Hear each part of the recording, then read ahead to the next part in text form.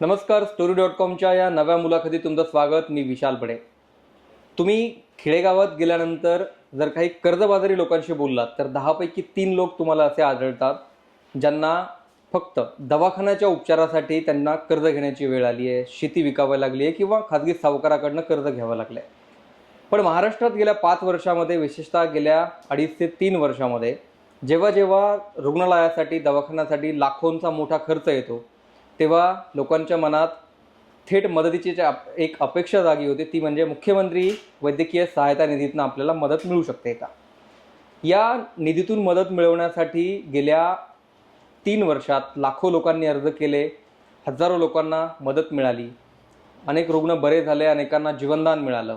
पण मुख्यमंत्री सहायता निधीतून ही सगळी मदत पोहोचवणारं एक नाव या काळात महाराष्ट्राला परिचित झालं, ते म्हणजे मंगेश चिवटे. मुख्यमंत्र्यांचे OSD असलेले मंगेश चिवटे यांचा आत्ता कार्यकाळ संपला आहे, सरकार बदललं आहे, अर्थात अनेक बदल झालेत. त्यांचा कार्यकाळ जरी संपलेला असला तरी गेल्या 2.5 ते 3 वर्षात त्यांनी या पदाला कसा न्याय दिला, लोकांना कशी मदत केली, यापुढे मदत कशी होणार आहे, संपर्क कोणासाठी साधायचा, या मुख्यमंत्री सहायता निधीचे लाभार्थी कोण असतात, याचा लाभ कोण कोण घेऊ शकतं, अनेक गोष्टींवरती मी त्यांच्याशी बोलणार आहे. कारण काल त्यांनी पदभार सोडल्यापासून त्यांची प्रचंड चर्चा आहे. त्यांच्याविषयीच्या अनेक पोस्ट मी वाचल्या. प्रत्येकजण त्यांच्याविषयी ऋण व्यक्त करतोय, त्यांच्याविषयी बोलतोय. त्यामुळे मी आज स्वतः त्यांना भेटायला आलो आहे. मंगेश सर, तुमचं खूप खूप स्वागत आहे मुलाखतीमध्ये. कालच्या तुमच्या बदलाबाबत मी बोलणारच आहे, पण तुम्ही जेव्हा दिल्लीत UPSC करायला होतात तेव्हा तुम्ही काही ठरवलं असेल की आपल्याला पुढे अधिकारी झाल्यानंतर हे करायचं आहे, ते करायचं आहे.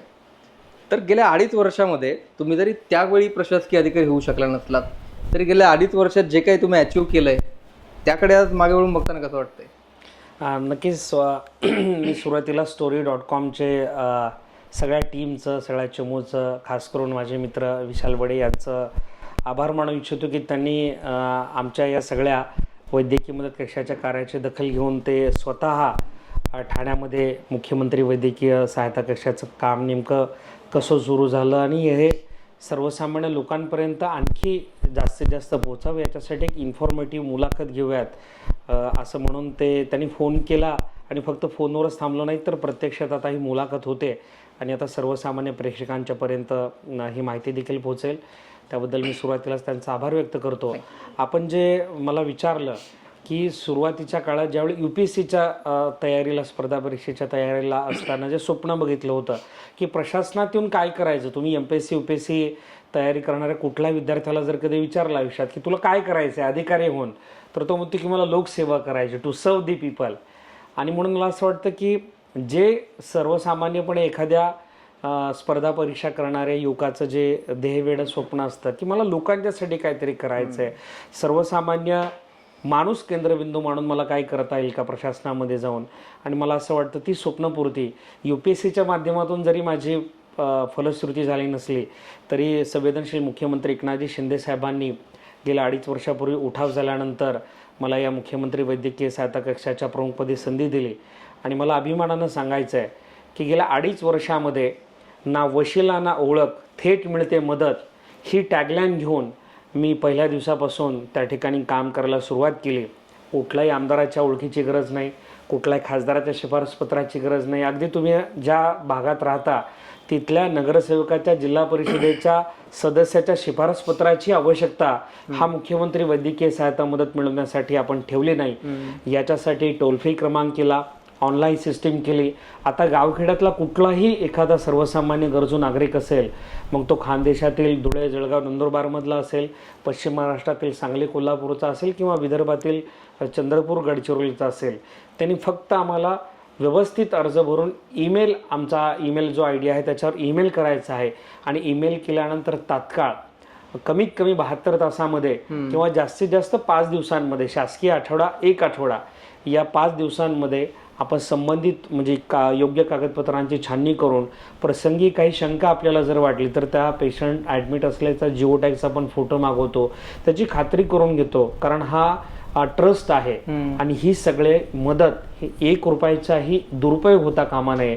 ही मदत योग्य त्या रुग्णाला आणि खरा गरजवंत आहे त्याच्यापर्यंत मिळावी याची सगळी दक्षता आम्ही घेतली आणि याचं यश आपल्या समोर आहे की 2.5 वर्षामध्ये तब्बल 419 कोटी रुपयांची मदत ही मुख्यमंत्री एकनाथजी शिंदे साहेबांच्या माध्यमातून करता आली. यामुळे 51,000पेक्षा अधिक रुग्णांचे प्राण वाचले.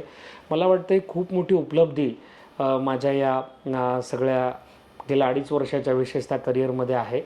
आणि जसं तुम्ही सुरुवातीला बोललात UPSCचा संदर्भ दिला म्हणून मला आणखी एक गोष्ट सांगायची आहे की मुख्यमंत्री वैद्यकीय सहायता कक्ष या कक्षाच्या संकल्पनेविषयी कालपासून भरभरून विचारणा व्हायला लागली आहे. विशेषतः काही ट्रोल आर्मीकडून आमच्याच महायुतीच्या देखील काही ट्रोल आर्मीकडून चुकीच्या पद्धतीने मला देखील टार्गेट करतानाचं चित्र मी ट्विटरवर वगैरे पाहिलं की त्यांनी असं म्हणलं की मंगेश चिवटेचा या मुख्यमंत्री वैद्यकीय सहायता निधीचा काय संबंध. मंगेश चिवटेंनी मुख्यमंत्री वैद्यकीय सहायता निधी केलेला नाहीये तर तो 1991 पासून आहे. तर त्यांना मला नम्रपणे सांगायचं आहे की 1991 साली मुख्यमंत्री सहायता निधीची स्थापना झाली पण 1991 ते 2014 पर्यंत मुख्यमंत्री सहायता निधी अंतर्गत मुख्यमंत्री वैद्यकीय सहायता निधी कधीच अस्तित्वात नव्हता. तत्कालीन सरकार जेव्हा शिवसेना भाजपचं महायुतीचं सरकार सत्तेवर आलं 2014 साली तत्कालीन मुख्यमंत्री म्हणजे विद्यमान मुख्यमंत्री देवेंद्रजी फडणवीस साहेबांच्या नेतृत्वाखाली त्यावेळी सरकार अस्तित्वात आलं.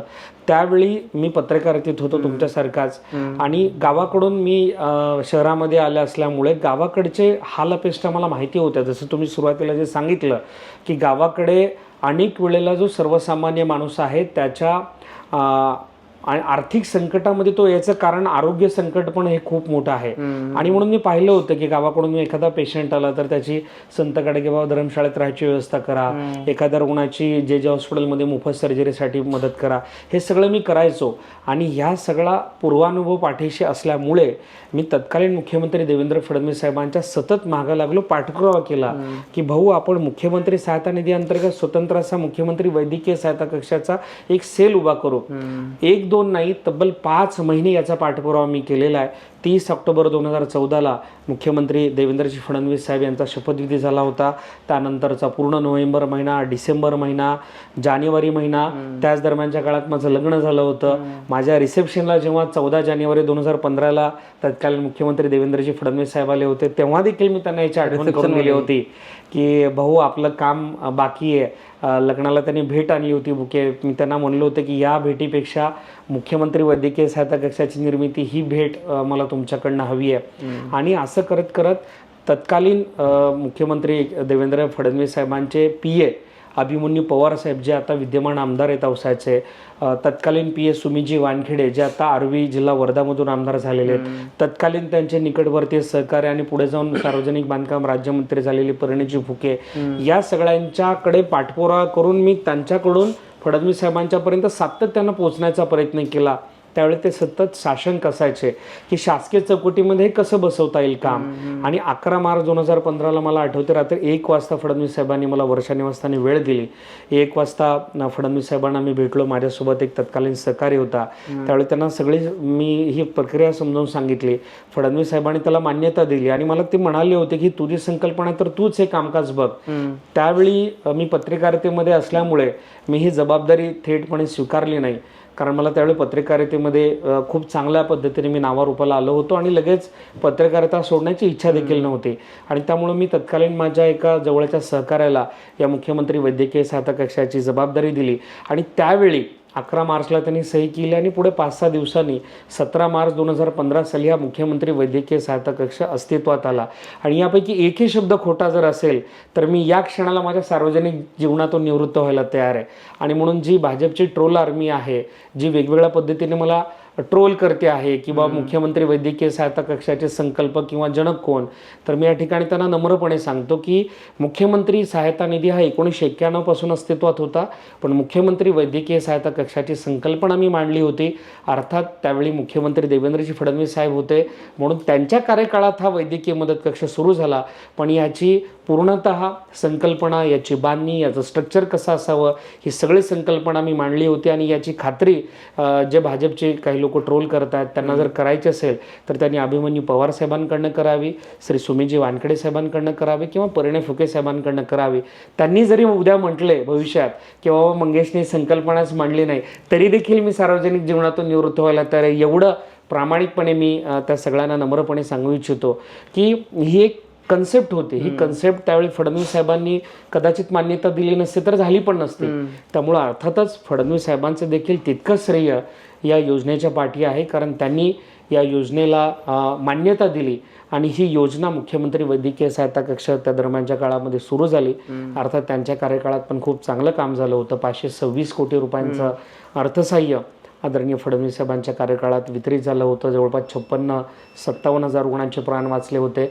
आणि म्हणून माझं नेहमीच म्हणणं असतं, काल परवा मला ट्विटरच्या माध्यमातून प्रश्न विचारते तुम्ही काय वेगळं केलं, तर मला त्यांना हे देखील सांगायचं की बाबा कुठली योजना कधीच परिपूर्ण नसते. या योजनेमध्ये अनेक लूपहॉल्स राहिले, अनेक घटना पाठीमागच्या काळात विशाल ज्या अशा उघडकीस आल्या की आपण ज्या जागेत बसलोय या अशा 100 स्क्वेअर फीट जागेमध्ये छोट्या क्लिनिकमध्ये पण किडनी ट्रान्सप्लांट सारख्या शस्त्रक्रिया झाल्यात असं भासून कोटेशन दिली गेली आणि शासनाचे पैसे लुबाडण्याचा देखील प्रयत्न झाला. आणि म्हणून या योजनेमध्ये सुसूत्रता यावी, या योजनेमध्ये पारदर्शकता यावी, या योजनेमध्ये कुठल्याही पद्धतीचा गैरवापर होऊ नये याच्यासाठी आपण याची पुनर्बांधणी केली. 100% पारदर्शकता या योजनेमध्ये आणली. मला वाटतं हे सगळं आमच्या टीमचं यश आहे. मुख्यमंत्री एकनाथजी शिंदे साहेबांनी जो फ्री हँड आम्हाला या योजनेच्या माध्यमातून काम करताना दिला, त्या एकनाथजी शिंदे साहेबांच्या देखील मी आयुष्यभर ऋणात आहे. कारण त्यांनी जर माझ्या खांद्यावर हा विश्वास टाकला नसता तर मला वाटतं एवढं मोठं महत् कार्य हे गेल्या 2.5 वर्षात झालं नसतं. तुम्ही आता बोलताना किस्सा सांगताना म्हणालात की त्यावेळी तुम्ही जेव्हा पाठपुराव्याला यश आलं तेव्हा देवेंद्र फडणवीसांनी तुम्ही सजेस्ट केलं की तुम्ही का कंटिन्यू करत नाही आहेत. यावेळी त्यांनी का सजेस्ट केलं नाही की आता तुम्ही कंटिन्यू करा, तुम्ही एवढं चांगलं काम केलंय. नाही, अर्थातच बघा, अतिशय योग्य प्रश्न आहे तुमचा विशालजी. परंतु कसं प्राप्त परिस्थितीमध्ये गेल्या 7-8 वर्षांपूर्वी मी आदरणीय माजी मुख्यमंत्री आणि विद्यमान उपमुख्यमंत्री श्री एकनाथजी शिंदे साहेबांना अटॅच झालो आणि एकनाथजी शिंदे साहेबांच्या माध्यमातून आपण आज ज्या जागेत बसलेलो आहोत या ठिकाणी 17 नोव्हेंबर 2017 रोजी वंदनीय हिंदुहृदय सम्राट बाळासाहेब ठाकरे शिवसेना वैद्यकीय मदत कक्षाची स्थापना केली, श्रीकांत शिंदे फाउंडेशनची स्थापना केली आणि या सगळ्या फाउंडेशनच्या माध्यमातून शिवसेना वैद्यकीय मदत कक्षाच्या माध्यमातून साहजिकच एकनाथ शिंदे साहेबांची माझी जवळीक वाढली. या गेल्या 7-8 वर्षाच्या काळामध्ये विशेषतः कोविड संकट काळामध्ये खूप झोकून देऊन आम्ही काम केलं एकनाथजी शिंदे साहेबांच्या माध्यमातून. मला असं वाटतं की संपूर्ण महाराष्ट्रात एकमेव दर्यादिल आणि दानशूर नेता जर कोणता असेल तर तो एकनाथ शिंदे साहेब आहेत. गेल्या 8 वर्षामध्ये आम्ही या एकनाथजी शिंदे साहेबांच्या माध्यमातून त्यांचे सुपुत्र श्रीकांत शिंदे आहेत त्या श्रीकांत शिंदे फाउंडेशनच्या माध्यमातून जवळपास 250हून अधिक रुग्णवाहिका मोफत वितरित केल्या. कोविड संकट काळामध्ये 500 पेक्षा अधिक ऑक्सिजन कॉन्सन्ट्रेटरचं वितरण केलं. त्या माध्यमातून हजारो रुग्णांचे प्राण वाचले, हजारो रेमडेसिवीर इंजेक्शन्स मोफत दिला, बेड उपलब्ध करून दिले. असं एक पूर्ण एकदम झोकून देऊन आम्ही या संपूर्ण काळामध्ये काम केलं आणि साहजिकच मुख्यमंत्री म्हणजे तत्कालीन मुख्यमंत्री एकनाथजी शिंदे साहेबांची माझी जवळीक वाढत गेली. आणि हे साहजिकच आपण राजकारणात बघतो की ज्या नेत्याचा विश्वास संपादन करतो तो नेता त्या स्वतःच्या कार्यकर्त्याला किंवा त्याच्यासोबत असणाऱ्या सहकार्याला लवकर संधी देतो.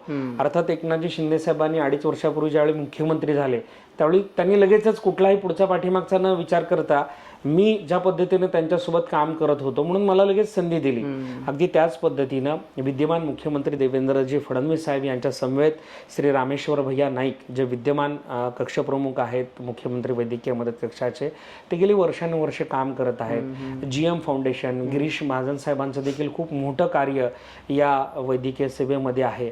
तर त्यांचं GM फाउंडेशनच्या माध्यमातून त्यांनी काम करत गेले. गेल्या साधारणतः 2.5 वर्षापूर्वी जसं मी मुख्यमंत्री वैद्यकीय सहायता कक्षाची जबाबदारी करतोय अगदी त्याच धर्तीवर त्यांनी राज्यातील जे धर्मादाय रुग्णालय आहेत, जे चॅरिटेबल हॉस्पिटल्स आहेत, उदाहरणार्थ मुंबईमध्ये जसलोक असेल, लीलावती असेल, या चॅरिटेबल हॉस्पिटल्समध्ये मुंबई उच्च न्यायालयाच्या निर्देशानुसार निर्धन रुग्णांच्यासाठी 10% खाटांवर मोफत उपचार करणं बंधनकारक आहे किंवा ज्या 10% आणखी खाटा आहेत तिथं 50% सवलतीच्या दरात उपचार देणं बंधनकारक आहेत.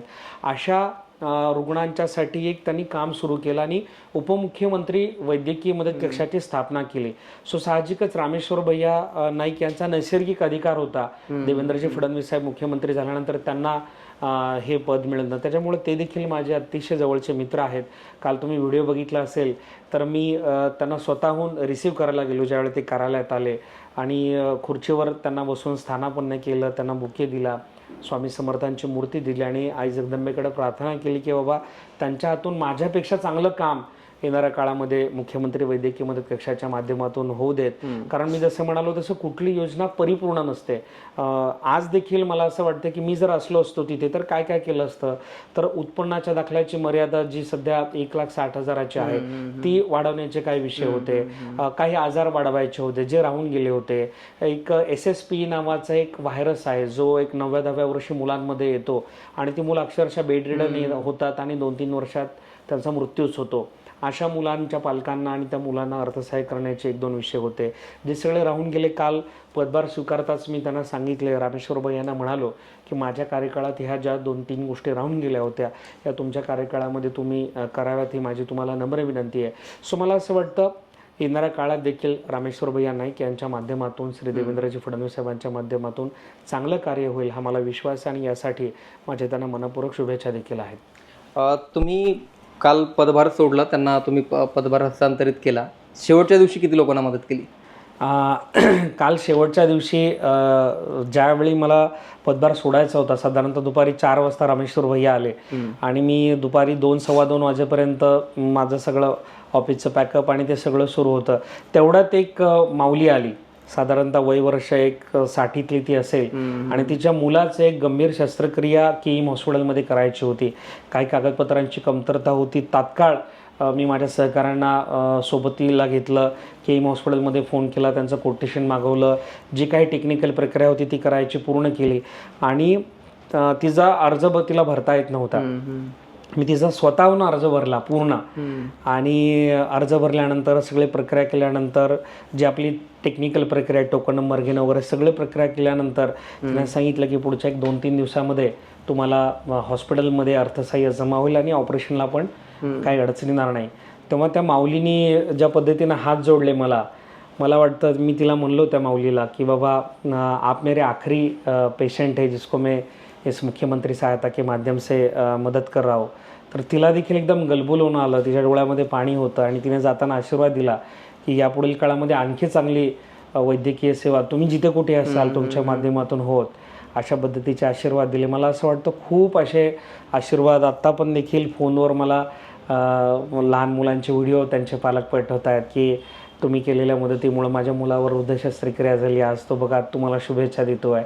मग त्या एक 5-6 वर्षाच्या मुलाचे व्हिडिओ येतात. गलबोलून होतं की बाबा आपण हे सगळं काम करत असताना म्हणजे कधी कधी असं जाणवतं की आपण काम करत जातो आणि एवढं मोठं काम आपल्या माध्यमातून झालंय याचा आपल्यालाच विश्वास बसत नाही. असं फील मला कालपासून यायला लागलं आहे की मलाच माझ्यावर विश्वास बसत नाही की एवढं मोठं काम व्यापक स्वरूपातलं काम संपूर्ण महाराष्ट्रभरामध्ये या मुख्यमंत्री वैद्यकीय मदत कक्षाच्या माध्यमातून झालं. CM रिलीफ फंड विषयी ज्यांना माहिती नाही विशेष करून त्यांच्यासाठी हा प्रश्न मी परत विचारतोय. या CM रिलीफ फंडमधून मिळणारी मदत एका पेशंटला त्याची काही मर्यादा असते का? त्याच्यात जर एखाद्याची परिस्थिती त्याला समजा 1 लाखच मदत मिळू शकते पण त्याला गरज जास्तीची आहे, तर अशा केसेसमध्ये काय केलं जातं का? याचे बेनिफिशियरी कोण कोण होऊ शकतात? नक्कीच खूप छान प्रश्न विशाल जे आपण विचारला आहे. या माध्यमातून story.comच्या सगळ्या प्रेक्षकांना मी या ठिकाणी नम्रपूर्वक सांगू इच्छितो की आपल्या पंचक्रोशीतील आपल्या नातेवाईकातील कुठलाही रुग्ण जर एखाद्या दुर्धर आजाराने पीडित असेल तर त्या दुर्धर आजाराने पीडित असलेल्या आजारांच्यासाठीच फक्त मुख्यमंत्री वैद्यकीय सहायता निधी योजना आहे. अगदी एखाद्याला काही सरदपडसं झालं किंवा एखाद्याला पाईलचं ऑपरेशन आहे तर अशा ऑपरेशनच्यासाठी मुख्यमंत्री वैद्यकीय सहायता निधी योजना नाही. त्याच्यासाठी महात्मा फुले योजनेच्या माध्यमातून मोफत उपचार केले जातात. तर ही योजना काय आहे तर मुख्यमंत्री वैद्यकीय सहायता निधी योजना ही समाजातील जे गरजू रुग्ण आहेत आणि जे दुर्धर आजाराने पीडित आहेत. तर आता हे दुर्धर आजार कुठले, तर या 20 दुर्धर आजारांचा आपण या ठिकाणी निश्चिती केलेली आहे. हा बोर्ड जर आपण बघत असाल तर या ठिकाणी मी आपल्याला आवर्जून सांगू इच्छितो की गावखेड्यामध्ये आपली एखादी माता माऊली विशालजी काम करत असताना चुलीवर स्वयंपाक करत असताना भडका उडाला, स्टोववर काम करत असताना भडका उडाला, तर अशा भाजलेल्या रुग्णांच्यासाठी देखील आता मुख्यमंत्री सहायता निधीच्या माध्यमातून आपण मदत करतो.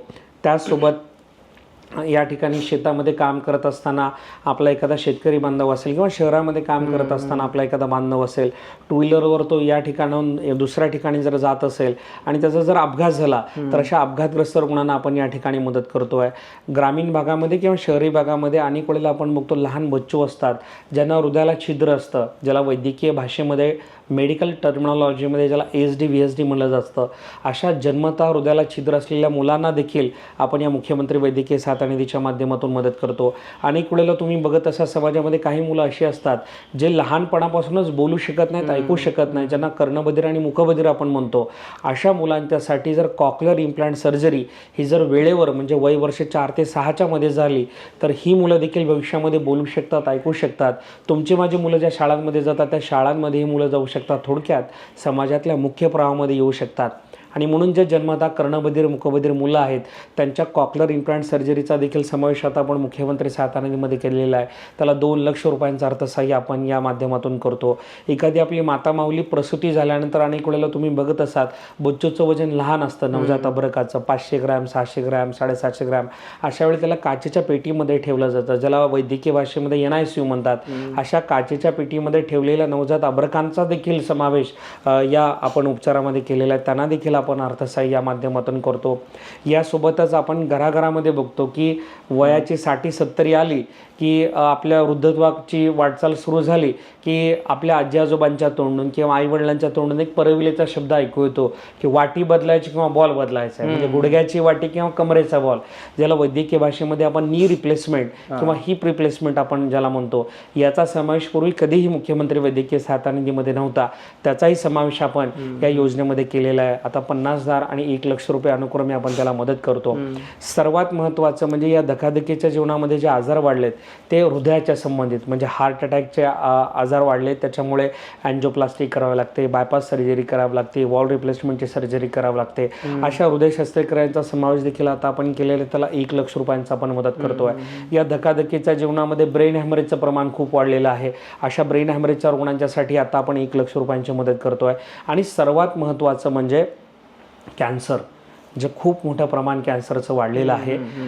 या कॅन्सर म्हणजे मला तर धक्कादायक एक माहिती या निमित्तानं द्यायची की 50,000 रुग्णांना जी मदत झाली त्यापैकी जवळपास 10,000 कॅन्सर रुग्णांना मदत झाली आहे. आणि या निमित्तानं मला आव्हान पण करायचं की जे कॅन्सरचे मदतीचे जे अर्ज आले त्याच्यामध्ये बहुतांशी महिलांचे कॅन्सरचे आजार आहेत आणि पुरुषांमध्ये माऊथ कॅन्सरचे. आणि म्हणून या निमित्तानं विनंती आहे की माझ्या तमाम युवा वर्गाला की तुम्ही कुठल्याही पद्धतीचं गुटखा तंबाखूचं सेवन करत असाल तर तात्काळ आपण त्या ठिकाणी गुटखा तंबाखूचं सेवन थांबवलं पाहिजे. कारण माऊथ कॅन्सर झाल्यानंतर ऑपरेशन करण्याशिवाय, अगदी जीभ कापण्याशिवाय, हा भाग कापण्याशिवाय पर्याय होत नाही. चित्र म्हणजे चेहरा तर चित्र विचित्र होतोच, पण त्याच्या आयुष्यभराचे प्रॉब्लेम त्या ठिकाणी जेवण्यापासून सगळे प्रॉब्लेम होतात. आणि म्हणून जर कॅन्सरसारख्या दुर्धर आजाराला जर लांब ठेवायचं असेल तर व्यसनांपासून तरुणांनो दूर राहिलं पाहिजे. त्यासोबतच महिलांमध्ये स्तनांचा कॅन्सर असेल, गर्भाशयाचा मुखाचा कॅन्सर असेल, ज्याला ब्रेस्ट कॅन्सर आणि सर्वायकल कॅन्सर आपण म्हणतो, त्याचा देखील समावेश आपण या योजनेमध्ये केलेला आहे. त्यांच्या शस्त्रक्रियांच्यासाठी आपण 1 लाख रुपयांचं प्रावधान केलेलं आहे. त्यासोबतच कॅन्सरच्या ग्रस्त जे रुग्ण आहेत त्यांच्यावर आपण सुरुवातीला केमोथेरपी नावाची प्रक्रिया केली जाते किंवा रेडिएशन थेरपी केली जाते. म्हणजे ज्या भागामध्ये कॅन्सरची गाठ आहे रेडिएशनच्या माध्यमातून रेडिएशन देऊन ती कमी केली जाते. अशा केमोथेरपी आणि रेडिएशन थेरपीचा समावेश देखील आपण केलेला आहे. त्याला अनुक्रमे आपण 50,000 रुपये देतो.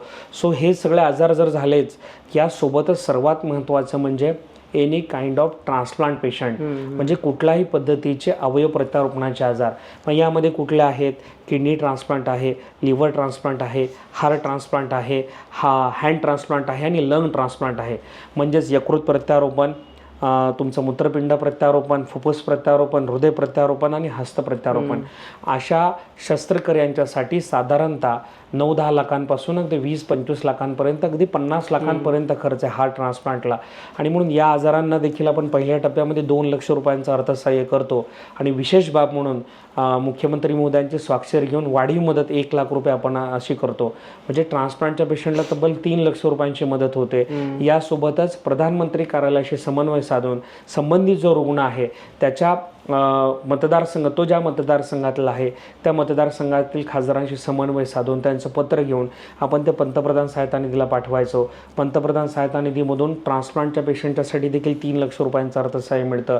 याशिवाय सिद्धिविनायक ट्रस्ट आहे, लालबागचा राजा ट्रस्ट आहे, शिर्डी ट्रस्ट आहे, बाबुलनाथ ट्रस्ट आहे, अशा वेगवेगळ्या ट्रस्ट आहेत, टाटा ट्रस्ट आहे. अशा सगळ्या ट्रस्टच्या माध्यमातून आपण एक फंड रेझिंग करतो. तुम्ही जो प्रश्न विचारला की बाबा ज्या आजारांच्या उपचाराचा खर्च लाखो रुपये, त्यांना तर हा 1 लाख, 2 लाख रुपये, 3 लाख रुपये फंड पुरणार नाही, तर त्यांनी पुढं कशी मदत जमवावी.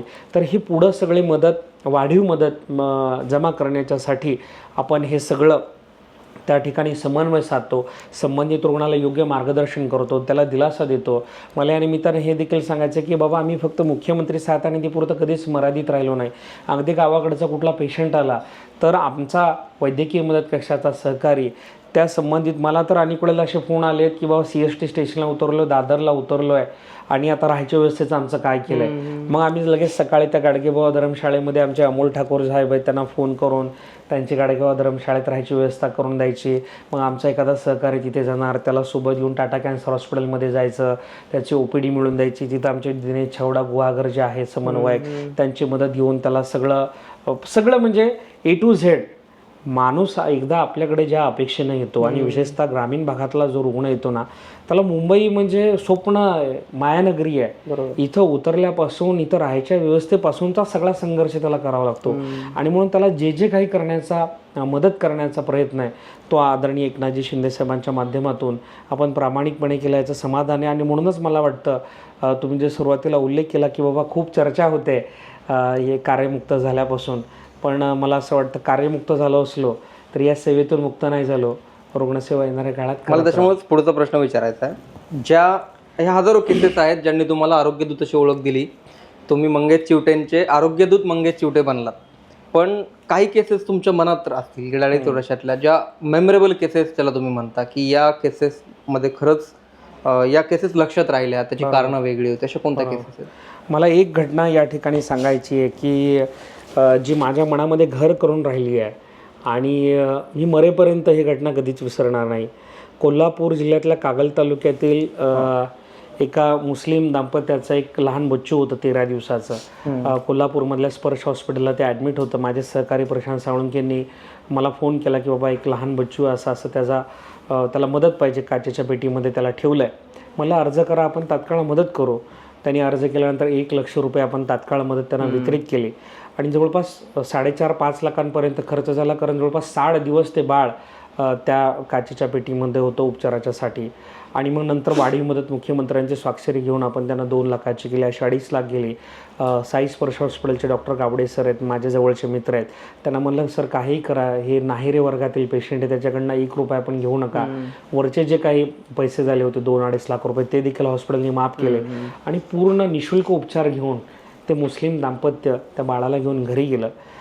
घरी गेल्यानंतर फक्त त्यांचा प्रशांतजींकडनं फोन आला की ते पेशंट घरी गेले. कामाच्या या घाईगडबडीमध्ये आपण रोज शेकडो रुग्णांना मदत करतो, त्यामुळे कुठला एक रुग्ण असा स्पेसिफिक लक्षात राहत नाही. काम करायचं आणि विसरून द्यायचं ही शिकवण आम्हाला एकनाथजी शिंदे साहेबांनी दिली आहे आणि दुसऱ्या दिवशी आणखी चांगलं काम करायचं. त्याच्यामुळे कधीच आपण एखाद्या पेशंटशी लगेच आपण भावनिक न होता काम करत राहतो. पण ती एकदम अशी जीवाशी जडलेली घटना अशी आहे की शासन आपल्या दारी कार्यक्रम दरम्यानच्या काळामध्ये सुरू झाले होते आणि तुम्हाला आठवत असेल म्हणजे 50-60 हजारांची गर्दी असायची. असाच कोल्हापूर शहरामध्ये शासन आपल्या दारी कार्यक्रमाचं आयोजन केलं होतं आणि खूप मोठा कार्यक्रम झाला, लाखोंची गर्दी होती. योगायोगानं मी त्या कार्यक्रमाला होतो, कारण प्रत्येक शासन आपल्या दारी कार्यक्रमामध्ये ही जी माहिती आता मी मुख्यमंत्री वैद्यकीय सहायता निधीची तुम्हाला सांगितली, ही माहिती संपूर्ण महाराष्ट्राच्या शासन आपल्या दारी कार्यक्रमाच्या माध्यमातून मी सातत्यानं देत असे. आणि माझं भाषण झाल्यानंतर मी खाली उतरून एका बाजूला थांबलो होतो. त्यावेळी अचानक पद्धतीने मला पोलीस शोधत आले आणि ते म्हणाले की अशी अशी एक मुस्लिम दाम्पत्य आले लहान बाळ घेऊन, आणि ते खूप ॲग्रेसिव्हली आमच्याशी अगदी भांडते की तात्काळ मुख्यमंत्री महोदयांना भेटायचं आणि त्यांच्या हातात काहीतरी निवेदने पत्र द्यायचं आहे. योगायोगानं मी तिथे होतो. मी पोलिसांच्या सूचनेनुसार गेलो तर ते मुस्लिम दाम्पत्य आलं होतं त्या लहान बाळाला घेऊन. त्या बाळाचं त्यावेळी एक 4-5 महिन्याचं वय झालं असेल, मुलगी होती ती. आणि त्यांनी मला सांगितलं की सर आम्ही असं असं कागलमधून आलेलो आहोत आणि आमची ही बच्चू आहे, हिचे प्राण मुख्यमंत्री साहेबांनी वाचवलेत, म्हणून हिचं नाव आम्ही दुआ ठेवणार आहोत आणि मुख्यमंत्र्यांच्या हातामध्ये हे बाळ देऊन आम्हाला ह्या बाळाचं नाव दुआ ठेवायचं आहे. मला एकदम ते क्लिक झालं. माझे सहकारी होते प्रशांत, त्यांना मला रे, आणि 1 लाख लोकांच्या साक्षीनं त्या बाळाचं नामकरण दुआ झालं. मला असं वाटतं जगातलं सगळ्यात मोठं बारसं त्या दुआचं त्या ठिकाणी झालं असेल. आणि आम्ही सगळेजण देखील एका वेगळ्या भावविश्वात त्या ठिकाणी गेलो होतो. आणि पुढची इंटरेस्टिंग गोष्ट म्हणजे तिचा वाढदिवस 8 मार्चला येतो. ज्यावेळी 8 मार्चला यावर्षी ज्यावेळी एकनाथजी शिंदे साहेब त्या ठिकाणी गेले कोल्हापूरला महिलांच्या कार्यक्रमानिमित्तानं, त्यावेळी देखील अशा हजारो महिलांच्या उपस्थितीत दुआचा पहिला वाढदिवस 8 मार्चला साजरा करण्यात आला. आणि दुआच्या वाढदिवसाचा केक हा एकनाथजी शिंदे साहेबांनी कापला. आणि पुढे जाऊन लगेच 8-10 दिवसामध्ये आम्ही त्या 1-1.25 वर्षाच्या बाळाला या मुख्यमंत्री सहायता योजनेचे ब्रँड अँबॅसेडर म्हणून जाहीर केलं. म्हणजे मला वाटतं जगातली सगळ्यात लहान वयातली ब्रँड अँबॅसेडर ती आहे. आणि विशेष म्हणजे या महायुती सरकारच्या काळातील हिंदुत्ववादी सरकारच्या काळामध्ये एक आपली मुस्लिम भगिनीची एक छोटी दुआ ही या ठिकाणी ब्रँड अँबॅसेडर म्हणून आहे. आणि या माध्यमातून आम्हाला संदेश देखील हाच द्यायचा होता की एकनाथजी शिंदे साहेबांची जी शिकवण आहे, जे वंदनीय हिंदू हृदय सम्राट बाळासाहेब ठाकरे आणि धर्मवीर आनंदगी साहेबांचे जे विचार आहेत ते एकनाथजी शिंदे साहेब घेऊन पुढे चालले आहेत की आपण काम करत असताना जात पात पक्षपंथ न बघता काम केलं पाहिजे. आपल्याकडे जो येतो गरजवंत त्याला केवळ आणि केवळ मदत केली पाहिजे. आणि हाच विचार डोळ्यासमोर ठेवून आम्ही हे एक उदाहरण देखील लोकांच्या समोर ठेवण्याचा प्रयत्न केला. आणि मला अभिमानानं सांगायचं की गेल्या 2.5 वर्षात मुख्यमंत्री वैद्यकीय सहायता कक्षाच्या माध्यमातून कधीही आम्ही जातपात पक्षपंथ धर्म बघितला नाही. तुम्ही आजही माझ्या सोशल मीडियावर बघू शकता शेकडो विरोधी पक्षातील आमदारांचे व्हिडिओज, आभाराचे व्हिडिओज आम्ही पोस्ट केले आहेत. त्यामध्ये शिवसेनेचे उभाटाचे भास्करराव जाधव असतील, सुनील प्रभू साहेब असतील, अगदी संजय राऊत साहेब जे उभाटाचे प्रवक्ते आहेत त्यांचे बंधू सुनील राऊत साहेब, त्यांनी देखील या मुख्यमंत्री वैद्यकीय मदत कक्षाचे आभार मानलेले आहेत. त्यांच्या मतदारसंघातील रुग्णांना मदत केल्यामुळे तुमचे विश्वजित कदम साहेब असतील काँग्रेसचे, जयंत पाटील साहेब असतील राष्ट्रवादी शरद पवार गटाचे अध्यक्ष, निलेश लंके साहेब असतील, असं सर्वपक्षीय नेत्यांनी या मुख्यमंत्री वैद्यकीय सहायता कक्षाच्या कार्याचं कौतुक केलं की बाबा कधी त्यांना वेगळेपण जाणवलं नाही. आज सकाळीच मला विविध शिवसेनेच्या उभाठा गटाच्याही नेत्यांचे फोन आले, राष्ट्रवादी शरद पवार गटाच्याही लोकांचे फोन आले की बाबा तुमची जरी नियुक्ती त्या ठिकाणी आज नाही तुम्ही, तरी तुमच्या कार्यकाळात तुम्ही आम्हाला कधी दुजाभाव दिला नाही की बाबा हा विरोधी पक्षाचा आमदार आहे म्हणून त्याच्या पेशंटचं काम थांबवायचं, असा कधी तुम्ही विचार केला नाहीत. आणि म्हणून अभिनंदनाचे फोन आले. मला वाटतं ही खूप मोठी उपलब्धी आहे. आणि येणाऱ्या काळात देखील हेच रुग्णसेवेचं काम शेवटच्या श्वासापर्यंत आपण करत राहू. याला अनुसरून मला एक आता शेवटचा प्रश्न विचारायचा आहे. मुख्यमंत्री सहायता निधीबद्दल आपण बोललो, सगळ्या गोष्टीचं नॉलेज मिळालं, पण एक माहितीसाठी क्युरियोसिटी म्हणून एक प्रश्न विचारतो. आता तुम्ही सध्या शिवसेना वैद्यकीय कक्षाचं पण काम करताय, तर हे कसं वेगळं आहे, याचे लाभार्थी कोण होऊ शकतात, याची किती मदत दिली जाते लोकांना? अतिशय महत्त्वाचा प्रश्न सर विचारला. शिवसेना वैद्यकीय मदत कक्षा हा एक स्वतंत्र NGO आहे, एक स्वतंत्र संस्था आहे. राज्याचे संवेदनशील माजी मुख्यमंत्री एकनाथजी शिंदे साहेबांच्या माध्यमातून त्यांच्या नेतृत्वाखाली या शिवसेना वैद्यकीय मदत कक्षाची संकल्पना पण मी त्यावेळी मांडली होती. एकनाथजी शिंदे साहेबांनी त्याला मान्यता दिली आणि 17 नोव्हेंबर 2017 रोजी हा वंदनीय हिंदू हृदय सम्राट बाळासाहेब ठाकरे शिवसेना वैद्यकीय मदत कक्ष अस्तित्वात आला. या कक्षाचं कार्यालय ठाणे स्टेशनच्या शेजारी पूर्वेला कोपरी येथे मंगल हायस्कूलच्या शेजारी आहे. मला या निमित्तानं आवाहन करायचे की समाजातील जे कोणी गरजू रुग्ण आहेत, ज्यांना विविध दुर्धर शस्त्रक्रियांच्यासाठी अर्थसहाय्य पाहिजे, त्यांनी आवर्जून या आमच्या शिवसेना वैद्यकीय मदत कक्षाच्या कार्यालयाला भेट द्यावी. या कार्यालयाच्या माध्यमातून आपण नेमकं काय काम करतो, तर आपण लगेच थेट लाभार्थीला पैसे देत नाही, पण त्या लाभार्थीला मदत मिळवून देण्याच्यासाठी योग्य समन्वय या शिवसेना वैद्यकीय मदत कक्षाच्या माध्यमातून आपण करतो.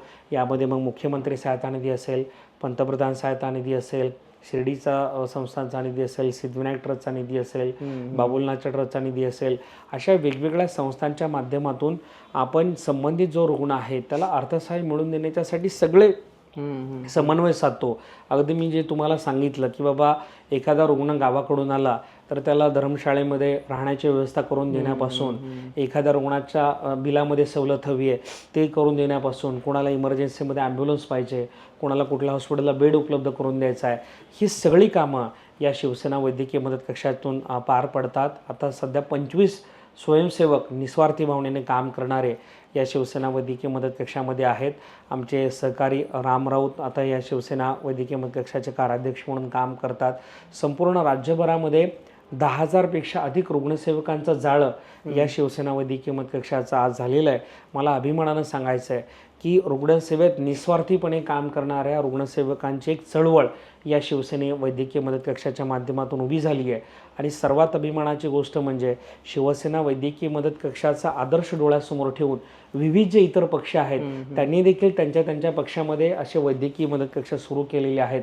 शिवसेना वैद्यकीय मदत कक्षाचा आदर्श डोळ्यासमोर ठेवून मध्यंतरी अजितदादा पवार गटाने देखील त्यांचा राष्ट्रवादी काँग्रेस पार्टीचा वैद्यकीय मदत कक्ष तयार केलेला आहे. मध्यंतरीच्या काळामध्ये सुप्रियाताई सुळेंनी त्यांचे काही सहकारी इथं पाठवले होते आणि त्यांच्या सहकार्याने इथले सगळे सिस्टीम अभ्यासले आणि या शिवसेना वैद्यकीयच्या मदत कक्षाच्या धर्तीवर त्यांनी त्या ठिकाणी शरदचंद्र पवार वैद्यकीय मदत कक्षाची स्थापना केली आहे.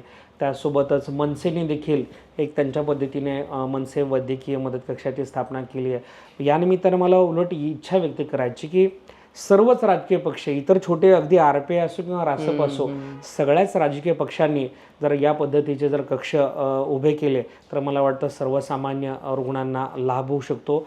जाता जाता मला एक गोष्ट आवर्जून या निमित्तानं सांगायची की जे तुम्ही मगाशी विचारलं होतं की प्रशासनात असताना तुमचं स्वप्न काय होतं किंवा कशा पद्धतीनं तुम्ही या आरोग्य व्यवस्थेकडे बघता, तर या निमित्तानं मला एक धाडसी विधान करायचं आहे. ते कदाचित आज सगळ्या लोकांना धाडसी वाटू शकतं, पण माझी मनोमन इच्छा आहे.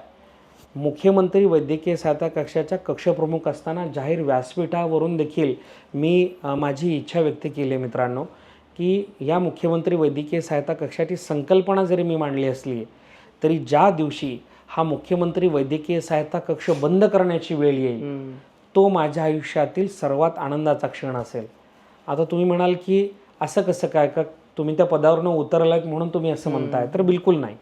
माझी मित्रांनो मला असं वाटतं की महाराष्ट्रासारख्या प्रगत राज्यामध्ये हे खरंच भूषणावंच नाही आहे की कुठल्या तरी एखाद्या गरजू रुग्णानं मंत्रालयात हेलपाटे मारत या ठिकाणी यावं, मदतीसाठी याचकाच्या भूमिकेत मदत मागावी आणि आम्ही त्याला मदत करावी. आणि नाही म्हणलं तरी एक वेगळ्या प्रकारचा अहंभाव येऊ शकतो, मनाला शिवू शकतो की बाबा आपण एवढी मदत केली, तेवढी मदत केली, आणि आपण त्या संबंधित रुग्णाला ऑब्लाइज करायचं, त्याला लाभार्थी बनवायचं आणि मदत करायची.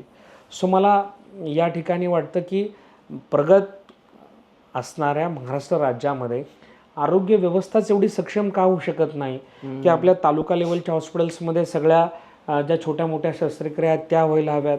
जिल्हा रुग्णालयामध्ये आपल्या अँजिओप्लास्टी बायपास सर्जरी याच्या व्यतिरिक्त किडनी लिव्हर ट्रान्सप्लांट सारख्या सर्जरीज का होऊ शकत नाहीत. अगदीच एखादी मोठी सर्जरी असेल, म्हणजे लिव्हर ट्रान्सप्लांट असेल किंवा हार्ट ट्रान्सप्लांट असेल तर आपण समजू शकतो, पण अगदी किडनी ट्रान्सप्लांट सारख्या सर्जरीज देखील जिल्हा सामान्य रुग्णालयांमध्ये होऊ शकतात. याचाच अर्थ मला हे मत या ठिकाणी व्यक्त करायचं आहे की आपली आरोग्य व्यवस्थाच एवढी सक्षम झाली पाहिजे की सर्वसामान्य रुग्णाला तालुका लेवलला उपचार मिळायला हवेत आणि टर्चरी केअर जर काही सर्जरी असतील मोठ्या तर ते उपचार त्याला जिल्ह्याच्या ठिकाणी मिळायला हवेत. आणि अशा महागड्या सर्जरी राज्य शासनाच्या माध्यमातून पूर्ण मोफत त्याला त्या ठिकाणी जिल्हा स्तरावर व्हाव्यात, जेणेकरून त्याला मुंबईमध्ये इकडं मदत मागण्यासाठी यायची गरजच पडू नये. आणि म्हणून मला असं वाटतं की आरोग्य सेवेमध्ये काम करत असताना माझ्यासारख्या कार्यकर्त्याला असं वाटतं की मुख्यमंत्री वैद्यकीय सहायता कक्ष बंद का व्हावा, तर या अर्थाने व्हावा की सर्वसामान्य रुग्णाच्या सगळे आरोग्याचे प्रश्न त्याच्या तालुका लेवलला, त्याच्या जिल्हा लेवलला सुटायला हवेत. आणि असं जर झालं तरच तेव्हा मुख्यमंत्री वैद्यकीय सहायता कक्ष हा बंद होऊ शकतो. आणि मुख्यमंत्री वैद्यकीय सहायता कक्ष ज्या दिवशी बंद होईल तो दिवस महाराष्ट्राच्यासाठी देखील सुवर्ण अक्षरामध्ये नोंद करावी असं असेल. कारण महाराष्ट्र हे आरोग्याच्या दृष्टीनं त्या दिवशी स्वयंपूर्ण झालेलं असेल. भारतामध्ये नव्हे जगामध्ये एक नंबर त्या दिवशी असेल, ज्या दिवशी आपली आरोग्य व्यवस्था एवढी सक्षम होईल आणि कुठलाही सर्वसामान्य रुग्णाला एखाद्या महागड्या ऑपरेशनसाठी मुंबईत यायची आवश्यकता लागणार नाही. या प्रश्नाचं उत्तर म्हणजे का होत नाही तुम्हीच देऊ शकता, कारण सरकार पुन्हा एकदा तुमचंच आहे आणि अपेक्षित असं आहे की आरोग्य खातंही तुमच्याकडेच येईल, शिवसेनेकडे. तर पण या पलीकडे जाऊन आता मला शेवटाकडे आपण वळतोय. मला राजकीय प्रश्न तुम्हाला एक विचारायचा आहे या सगळ्या मदतीच्या पलीकडे जाऊन. मंगेश चिवटे महाराष्ट्राला CM रिलीफ फंडमुळे माहीत झाले आणि आणखी एका गोष्टीमुळे माहीत झाले, ते म्हणजे मुंबई ते जालना या गोष्टीमुळे पण मंगेश चिवटे महाराष्ट्राला माहीत झाले. तो काळ, हे सगळं सांभाळून तो एक तुमचा अनुभव कसा होता? अनेक कॉन्फिडेन्शियल गोष्टी त्या काळात घडल्या. ती जबाबदारी टाकण्यासाठी एकनाथ शिंदेंनी तुम्हालाच का निवडलं होतं? कारण तुम्ही एका मंत्र्यापेक्षा जास्त त्यावेळी इन्फ्लुएन्शियल त्या काळात बनला होता. नाही, असं नाही. मला असं प्रामाणिकपणे वाटतं की आपले वरिष्ठ, आपले नेते जेव्हा आपल्या खांद्यावर एखादी जबाबदारी देतात, विश्वासाने देतात, त्यावेळी एखादी जबाबदारी दिली की माझा स्वभाव आहे की पूर्ण तहानभूक विसरून त्या गोष्टीसाठी मग झोकून देऊन काम करायचं. आणि मला असं वाटतं प्रामाणिकपणे काम करण्याचा मी प्रयत्न केला आणि म्हणून त्या सगळ्या गोष्टी होत गेल्या. मला असं वाटतं अधिक त्या विषयावर बोलणं उचित ठरणार नाही. आरोग्यसेवेच्या माध्यमातून येणाऱ्या काळामध्ये आणखी चांगलं काम करू आणि महाराष्ट्रातील सर्वसामान्य रुग्ण केंद्रबिंदू म्हणून येणाऱ्या काळात काम करू. मी जसं मगाशी म्हणालो, मी मुख्यमंत्री वैद्यकीय सहायता कक्षाच्या जबाबदारीतून मुक्त जरी झालो असलो तरी रुग्णसेवक या पदावरून कधीच मी मुक्त होऊ शकत नाही. आणि म्हणून मी नेहमी तुमच्या संपर्कात आहे. माझा नंबर देखील मी अनेक वेळेला जाहीर भाषणांमधून देतो, आजही देऊ इच्छितो तुमच्या चॅनलच्या माध्यमातून. 96 65 15 15 15 हा माझा नंबर आहे. दुसरा नंबर माझ्या सहकार्याचा एक आहे 96 19 95 15 15. या दोन्ही क्रमांकापैकी कुठल्याही क्रमांकावर आपण मला फोन करू शकता. माझा फोन कदाचित स्वीकारला गेला नाही तर तुम्ही एक SMS करून तुमच्या रुग्णाचे डिटेल्स किंवा व्हॉट्सअप केलं तर उत्तम. कारण आता टेक्नॉलॉजीचा वापर अधिक आपण उत्तमतेनं या ठिकाणी करू शकतो. आणि म्हणून या निमित्तानं मला ही देखील विनंती करायची की मधल्या काळामध्ये नाराजी थोडी वाढली होती किंवा मी फोन उचलत नाही. तर रोज 400 ते 500 फोन यायचे. मी एकदा फेसबुकला पण विस्तृत पोस्ट लिहिली होती, स्क्रीनशॉट टाकले होते दिवसभराचे की एका मिनिटाला एक कॉल यायचा. आज देखील तीच परिस्थिती आहे, तुम्ही बघू शकता.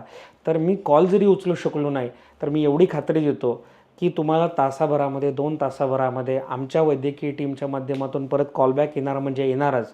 तुम्हाला जे काही मदत हवी आहे, कुठल्या आजारासाठी मदत हवी आहे, मुख्यमंत्री सहायता हवी का, बेड हवं आहे का, ॲम्ब्युलन्स हवी का, बिलास सवलत हवी का, ते सगळं लिहून घेतलं जातं. आणि ती सगळी जबाबदारी आमच्या या शिवसेना वैद्यकीय मंत्री कक्षाच्या 25 स्वयंसेवकांच्या माध्यमातून होते. आणि म्हणून आपण निश्चिंत राहा. कुठलीही रुग्णविषयक संकट असेल, आरोग्यविषयक काही काम असेल तर रात्री अपरात्री कधीही आपण मला माझ्या सहकाऱ्यांना कॉल करू शकता. SMS किंवा व्हॉट्सअपद्वारे देखील आपण माझ्या संपर्कात राहा, हे विनम्र आव्हान या निमित्तानं मी करत आहे. सर, खूप खूप धन्यवाद. तर आरोग्यदूत मंगेश चिवटे, हे आरोग्यदूत हा शब्द यासाठी की ती त्यांनी गेल्या 2.5 वर्षात मिळवलेली ओळख आहे, त्यावरतीच ते भरभरून बोलले, सविस्तर माहिती दिली. ही सविस्तर माहितीपूर्ण मुलाखत तुम्हाला आवडली असेल तर पुढे शेअर जरूर करा. चॅनल तुम्ही सबस्क्राईब केलेलं नसेल तर सबस्क्राईब करायला मात्र विसरू नका. पुन्हा भेटू नव्या व्हिडिओत.